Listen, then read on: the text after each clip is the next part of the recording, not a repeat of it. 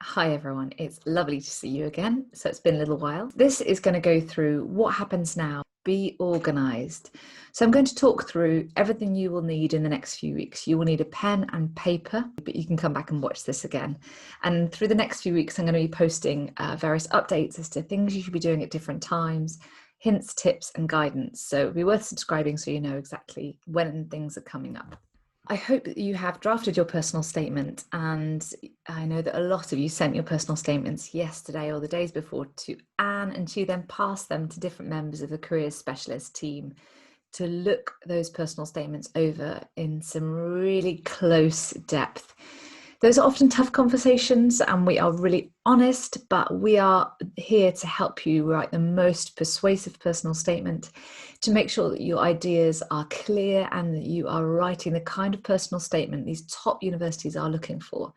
So it may feel a bit tough when we're brutally honest with you, but this is what will make you a really competitive candidate to those top universities. You will need to continue to tweak that until it's absolutely ready to go on the 23rd of September at 5 p.m. Write that date down. It is the internal deadline. The real deadline that's set by UCAS is October the 15th. And that gives us as a careers team time to make sure that every UCAS is perfect before it goes off. If you are going to hand it in after the 23rd of September, please do that in negotiation with us. That's not a problem. Just let us know. Why so much time between the internal deadline and the real one? We will have about 100 to 150 early applicants. We want to make sure that everything's correct on the form, from your qualifications and any qualifications you might have done in the last year, Duke of Edinburgh, dance, any musical qualifications. We have to validate your qualifications. We saw a lot when you enrolled at the beginning of your first year, but we want to make sure the entire form is absolutely right and ready to go. And it takes us about 3 hours to do every single student. So therefore, with 150 students, you can work out the time that takes us. So what next? I would suggest that you contact your subject tutors from last year. We were in last week, they're in next week with the new first years, getting everyone up and running and ready to start their A-levels, just as you were last year. I would suggest you ask if it is at all possible, if they could check your reference and if needs be, tweak or update it with any results or any particular things that you've done to show your quality. This is the time to ask them if they are happy to predict you those really high grades. If they have any concerns, you can speak to me, they can speak to me. They do need to be happy that they see that potential in you. You've got a month, if necessary, to sit an extra exam if you're very close to that really high predicted grade and things perhaps went a little bit awry in the summer term or during lockdown. You need to show them that you have the drive, the ability, and the commitment needed. I don't predict you those grades, my professional colleagues do. So make sure that in the next month before the internal deadline, and if necessary, if it takes a little bit longer into the late bit of September or very early October, if you need a few more weeks to show your teachers that you're ready, that's okay. Be in communication with me. If you're not ready by late September or early October, that's not a problem. We have huge numbers in the UK of world-class universities. You could go through normal application in November and apply to another top internationally recognised university for your subject. We've had an incredibly uncertain year, so if you aren't ready to apply through early application, be in communication with me, not a problem. Another possibility, if you're not ready by the end of September or early October, is you would apply when you have your results. Take this year, focus on your A-levels.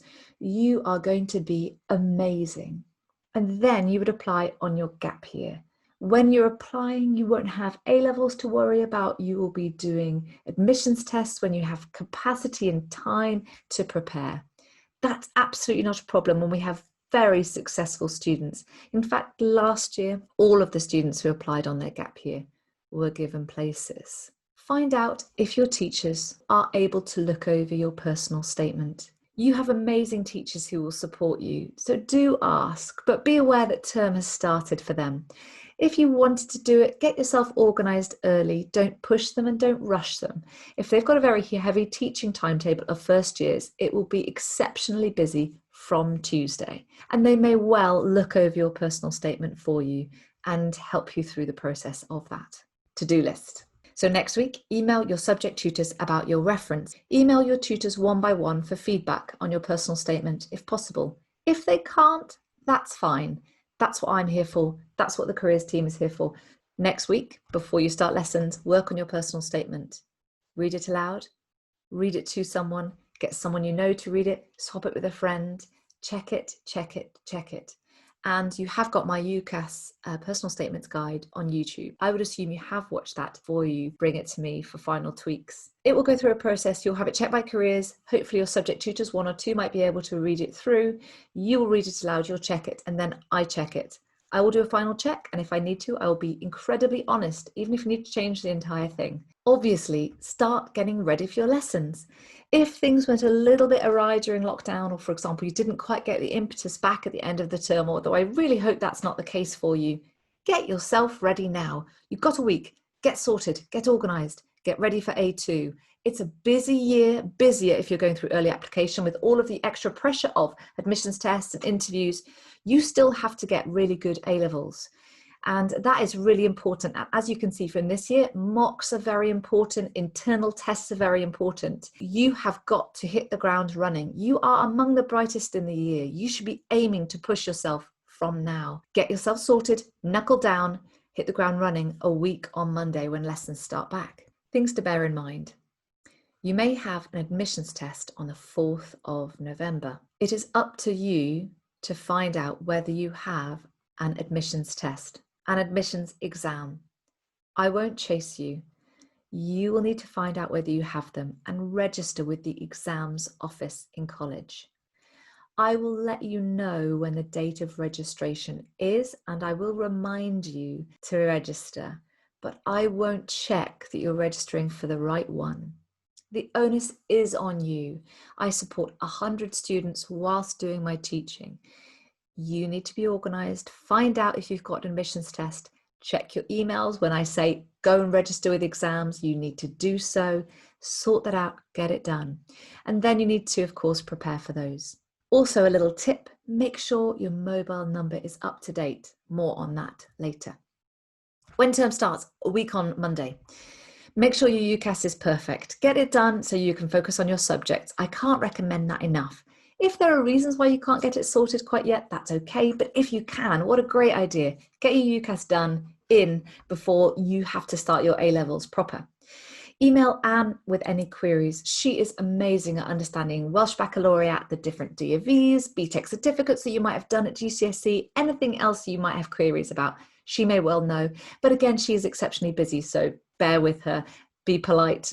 Better to ask and check than fill in information wrong. We have students every year who forget their GCSEs, they have none, and that's fine if you don't have any, but if you've got some, put them on there. And also, I see students who put their birth date in wrong. Be in contact. It takes me a while to reply sometimes if things are very busy, but I would prefer more contact rather than less. Don't bury your head in the sand if you're worrying. Let me know. Common answers to questions. Next year's qualifications, you will get them in August 2021. So it is a future date. You put in your subjects and it then has the future date. We add the predicted grades. We add the predicted grades. You just put the subjects and the correct exam board. Nominate access in case for any reason someone needs to contact UCAS on results day. They could contact me, but also put someone who is related to you. Make sure you use the buzzword to link your form to us. I'll talk a little bit more about that later. So, I think I'm almost ready to go, Vicky. Your UCAS filled in and you have checked it 100 times, and each of the boxes in the different sections says you are correct and it's all complete. You then cut and paste your personal statement onto your UCAS. You check the lines. Delete lines between paragraphs. Don't have lines between paragraphs. You will need most of the lines, if not all. Check your characters are correct and read it through on the screen. Check your full stops, your capitals, that any articles you have mentioned are in either single or double inverted commas. You have spelt people's names correctly. You have decided whether your subjects are going to be a capital P for philosophy or a small p throughout for philosophy. Every time you mention maths, is it a capital M or a small m? Little details like that. Check it and read it aloud. Don't make mistakes. If I'm checking through for your grammar errors and your commas, I might not necessarily check through the detail. You want me to check the content, not just the grammar. So make sure your grammar, your punctuation, your spelling is right. So easy to make mistakes with that. You can't expect to go to a top university if you've got informality or errors. Then, you've checked it, you're happy, personal statements on, it's perfect. You read it aloud to your cat, parent, friend, someone else who's competing with you for your subject. You click pay and send, and you pay, and the form then comes to us. Don't worry, doesn't go to UCAS yet, hasn't got your predicted grades or your reference on it. It comes to us. So you've clicked pay and send, it comes to us, but we will not start processing it. This is of key importance.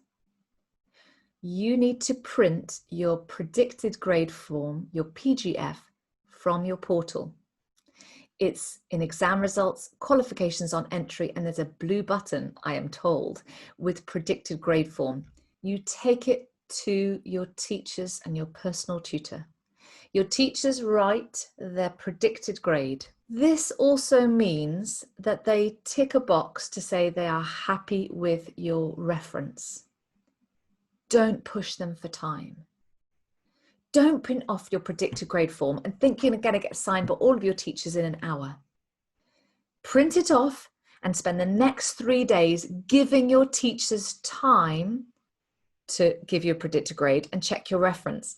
Hi Vicky, when would it suit you to come and sign my predicted grade form? If at all possible, I'll give you a bit of time so we could have a final look at my reference.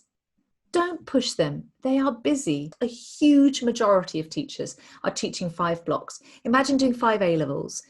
You have a very busy timetable. That's what teachers have. So give them time. Don't push them. You want them to have time to check your reference and make sure that you and they are happy with it. And your personal tutor to check that off. Oh, and don't forget an EPQ predicted grade. Bring it to a careers desk when that predicted grade form is in careers. So this is the signal that you are ready for us to check your UCAS form in its entirety. We also add your reference from every teacher and your personal tutor. We tweak it. We check it with a fine tooth comb. We then add your predicted grades that are on the form that you gave us. And we verify the whole thing. And this is quite an important process. We have to say in good conscience as an academic centre that everything on your form is correct and that we have personally had eyes on every one of your qualifications. That's quite an important verification. If there's something we haven't seen, we will need to contact you and see scanned in that qualification, or you'll need to bring it to us. This whole process takes Anne or I, or of course Paul, if you're a medic, vet or dentist, about 3 hours per student. And this is the reason why we are very successful. You will be a competitive applicant because we have that kind of attitude. If everything's correct, I have to go through 4 different options and then I send to UCAS. What if there are errors? So let's say you bring your predicted grade form to us and you've handed in UCAS, you've clicked pay and send. Most students have errors somewhere. If you don't, well done. You did excellent preparation. Anne or I will text or email you. Hence why we need your mobile number to be up to date, and you must check your emails. As soon as you've clicked pay and sent and brought your predicted grade for us, be organised. Check your emails multiple times a day. We could well be saying, urgent, bring in the certificate, we haven't seen it. Or there's an error in your personal statement, you have a full stop wrong, or you have an error in your spelling. We can return your UCAS form to you, and then you rectify the issue, you click pay and send again. Don't worry, you don't pay again. Now you can see why we need a few weeks. I process the forms in the order I get them. That means that I can't process them all on the 23rd of September, obviously. I'll start doing it sooner with the people who get it in before. It's the most official document you will have done to date. Take it seriously. If we do it wrong, you won't get to uni. We won't overpredict. We won't push you into the wrong courses. Therefore, please get organised, be communicative, read your texts and emails, be aware we will be very busy. We will give you the best opportunity you could have. I've handed it in. My UCAS has gone to my universities. Well done. Fantastic. Work for your subjects. You won't get into the top universities without brilliant grades. An offer from a top university means nothing unless you get those grades. Prepare for admissions tests, particularly for the maths, engineering, and sciences. You will need to make sure you have prepared. Not doing well in timed conditions will prevent you from getting an interview. Time conditions is key. In the art subjects, you will be asked to write an amazing essay in time conditions with huge ideas you may never have come across. What an exciting opportunity. In the maths and the sciences, you may be doing maths at a speed that you haven't for quite a while. In the ENGA or the NatSkis, really important, you are excited about this test, but you are also prepared. The admissions tests, except for the LMAT, the BMAT and the UCAT, which are done outside college time and you can do them periodically through the year. Most of the admissions tests are done in college on the 4th of November. Put a date in your diary. We don't know as of yet how this will work, whether it will be online or whether you'll be in college in socially distanced exam halls. We will know much more very soon. You could also have 2 or 3 exams depending on the subjects you're going for. So get prepared and also in the same time work for those A-levels. Reach lessons will start back up in a couple of weeks. They will be online and they will be 1 hour a week for you to focus on admissions tests, pushing yourself to be a competitive applicant and preparing for your interviews if you get there. Then around the last week of November or the first 2 weeks of December, you may be called to an interview. These will be online. So tip, get used to talking about your subject online, face-to-face, on screen. I would recommend that you try and have a good conversation with one of your friends on Teams each week about your subject. If you aren't comfortable yet being on screen, it is odd, but get used to having one-to-one conversations or 1 to 2 conversations with friends, discussing ideas about your subjects, arguing about your favorite English literature text or something you're reading or researching that really interests you. Respond to questions. And that is what I would recommend between now and November. Make sure that as far as possible, your subjects are going okay by then. Key dates and final reminders. The 23rd of September is the internal deadline. You click pay and send and you bring your predicted grade form to Anne. 15th of October, all of the early applicant UCAS forms have to have gone off. Your universities may ask for written work. I will explain that in another video. They'll be asking for written work you've done before and has been marked by your teachers. I'll help you on that, don't worry at all. If you're applying for Cambridge, Cambridge has an SAQ, a supplementary questionnaire that you fill in, and I'll give you more information on that next week. 4th of November, admissions tests, if you have them. Then late November, early December, interviews online. And then the 2nd or 3rd week of January, you get the results of your interviews with offers or not, as to whether that university will suit you. So I hope that's been really helpful in clarifying what steps are next. You've got a week before term starts, so I would recommend being super organised now, getting lots of feedback on your personal statement and hit the ground running at the beginning of term. Personal statements in, UCAS to be tweaked, personal statement to final checks, and then you can focus this term on really pinning down those A-levels, which you are going to be amazing at. I'll see you all soon. Bye.